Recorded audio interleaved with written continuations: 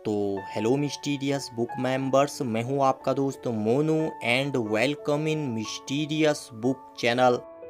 वर्तमान में WWE में ब्रे वायट का आतंक है। फिंड बनने के बाद वायट कंपनी के खौफनाक रेसलरों में उभरे, पर WWE में कुछ ऐसे रेसलर्स भी थे दोस्तों जिनका गिमिक ब्रे वायट के फिंड वाले गिमिक से भी काफी ज्यादा डरावना था। ऐसे ही 5 रेसलर्स के बारे में हम आपको आज मिस्टीरियस बुक के इस खास अंक में बताने वाले हैं। कौन थे रेसलर्स, चलिए जानते हैं मिस्टीरियस बुक के इस खास अंक में। मगर आज का अंक शुरू करने से पहले अगर आपने हमारे चैनल मिस्टीरियस बुक को सब्सक्राइब नहीं किया है तो सबसे पहले इसे सब्सक्राइब कर लें, ऐसे ही रोचक वीडियो के अपडेट्स तुरंत पाने के लिए। तो देर किस बात की, जानते हैं उन रेसलर्स के बारे में।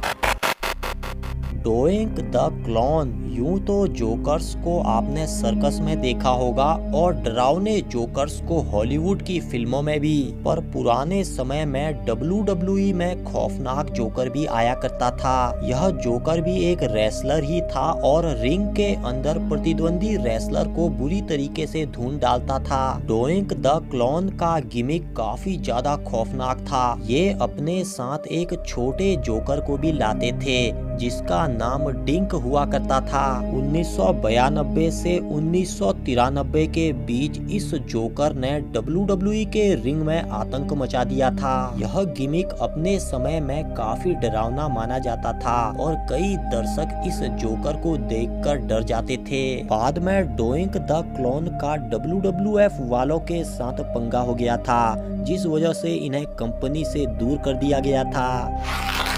विस्कीरा। अपने समय में विस्कीरा 487 पाउंड वजनी और 6 फीट 9 इंच लंबे हुआ करते थे। इसके साथ ही यह काफी खौफनाक हुलिया बनाकर रिंग के अंदर आया करते थे। नेल्सन फेजियर जूनियर के वैसे तो और भी गिमिक रहे, जिसमें किंग मेंबल, विस्कीरा और बिग डैडी शामिल हैं, पर विस्कीरा एक ऐसा गिमिक रहा इनका दोस्तों जिसने WWE के रिंग में आतंक मचा दिया था। इनके बारे में कहा जाता था कि इन्हें देखकर रेसलर्स भी भयभीत हो जाया करते थे। बीमारी के चलते मात्र 43 साल की उम्र में इनका निधन हो गया। मैनकाइंड। मिक फॉली का मैनकाइंड गिमिक अपने जमाने का काफी खौफनाक गिमिक माना जाता था। चमड़े का अजीबो गरीब मास्क पहनकर मिक फॉली ने मैनकाइंड गिमिक बनाया था। मैनकाइंड बनकर मिक फॉली काफी सनकी किस्म के रेसलर बन जाया करते थे। प्रतिद्वंदी रेसलर के साथ मारपीट के दौरान यह इतने व्यस्त हो जाया करते थे कि खुद की सुरक्षा का भी ध्यान नहीं रखते थे। अपने दौर में इन्होंने कई खतरनाक हार्डकोर मैच दिए थे, जिस वजह से इन्हें आज भी याद किया जाता है। फिंड का मैंडेबल क्लॉ इन्हीं से लिया गया है। यह ऐसे रेसलर हैं दोस्तों जो फिंड से पहले से मैंडेबल क्लॉ दे रहे हैं। पापा सैंगो। पापा सैंगो अपने जमाने के खतरनाक रेसलर माने जाते थे। यह ऐसे तांत्रिक रेसलर हुआ करते थे जो WWE में कई तांत्रिक अनुष्ठान किया करते। इनके बारे में कहा जाता था कि यह मंत्र बोलकर सामने वाले रेसलर का खून निकाल दिया करते और उसे बेहोश कर दिया करते। इनके इस प्रसिद्ध मूव को क्रैश ऑफ सैंगो के नाम से जाना जाता था। कई लोगों का यह मानना था कि यह सचमुच के तांत्रिक हैं और वुडू विद्या के जानकार हैं, पर कुछ लोगों का यह मानना भी था कि यह WWE की स्टोरी लाइन का मामला है और यह कोई असली के तांत्रिक नहीं है। सच्चाई जो भी हो, पर पापा सैंगो का गिमिक अपने समय का काफी खौफनाक गिमिक माना जाता था। इनके बारे में यह भी कहा जाता है कि इन्होंने WWE में अल्टीमेट वॉरियर को खून की उल्टियां भी करवाई थी।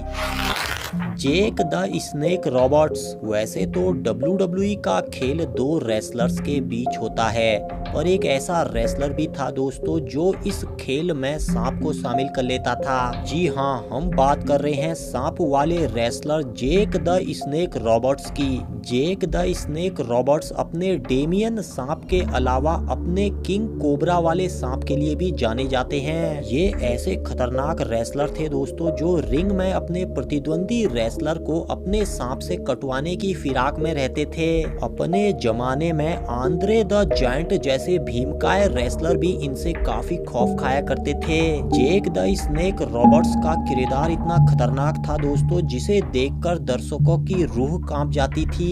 ऐसा ही कुछ तब हुआ था जब जेक द स्नेक रॉबर्ट्स ने अपने कोबरा से माचो मैन को कटवा दिया था।